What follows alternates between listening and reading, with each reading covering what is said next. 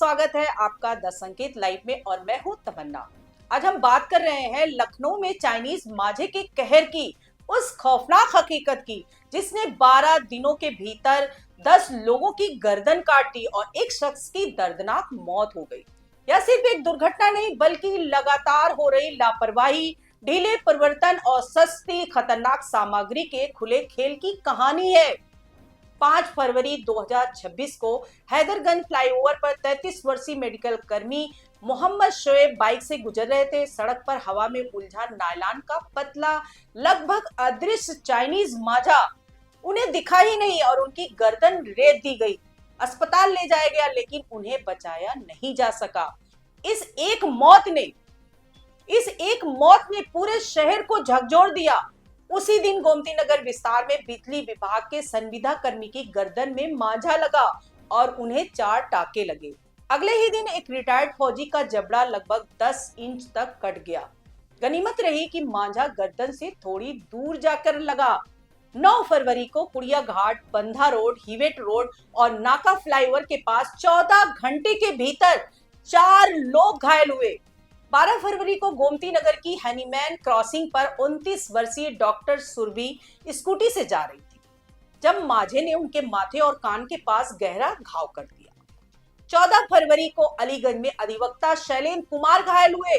15 फरवरी को आलमबाग के पकरिया पुल के पास पत्रकार ध्रुव नारायण पांडे चपेट में आए।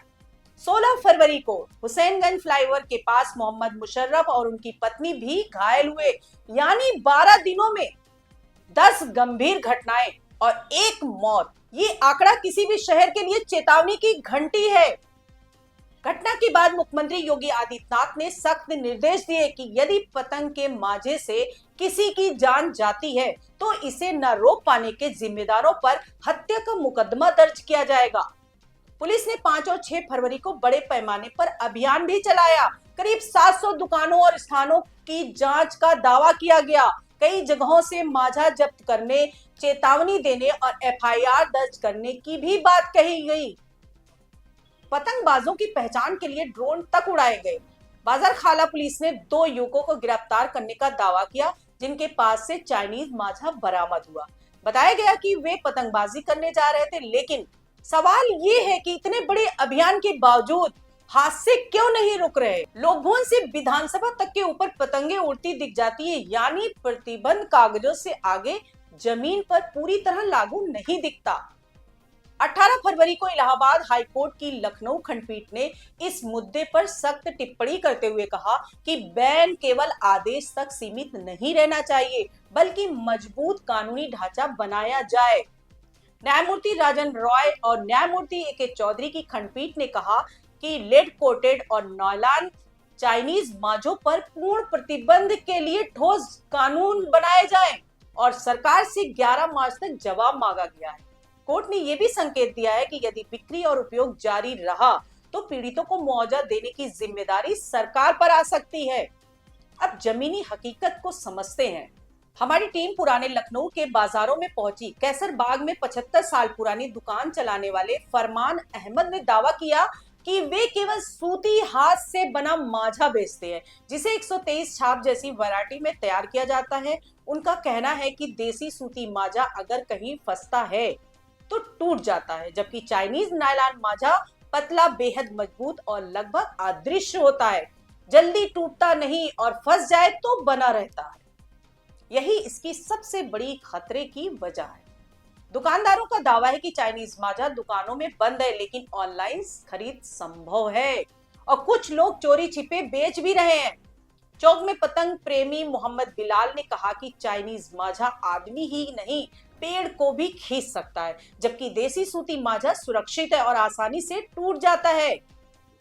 गोमती नगर के अमरजीत कुमार सिंह ने कहा कि दहशत का माहौल है लेकिन कार्रवाई कुछ दिनों बाद ढीली पड़ जाती है। उन्होंने सुझाव दिया कि सरकार पतंग उड़ाने के लिए शहर के बाहर तय मैदान घोषित करे ताकि रिहायशी इलाकों में कटे मांझे हवा में ना उलझे।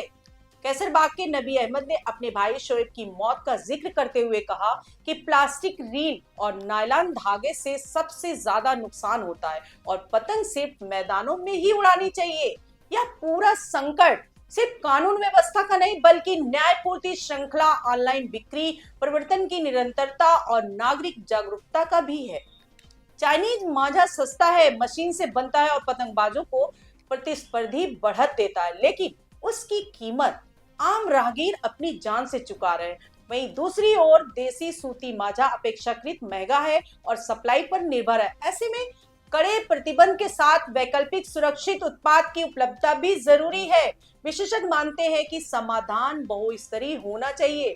पहला, मजबूत कानून और नियमित छापेमारी, केवल 2-4 दिन का अभियान नहीं बल्कि लगातार निगरानी। दूसरा, ऑनलाइन प्लेटफॉर्म पर बिक्री की ट्रैकिंग और ब्लॉकिंग। और तीसरा, शहर में निर्धारित पतंग उड़ान क्षेत्र और रिहायशी इलाकों में सख्त।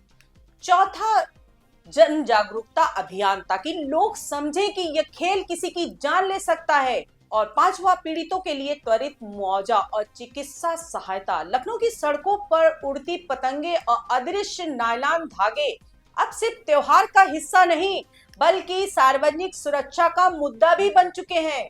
सवाल ये है कि क्या सख्त बयान और अस्थायी छापेमारी से आगे बढ़कर स्थायी व्यवस्था बनेगी या हर साल यही दर्दनाक चक्र दोहराया जाएगा।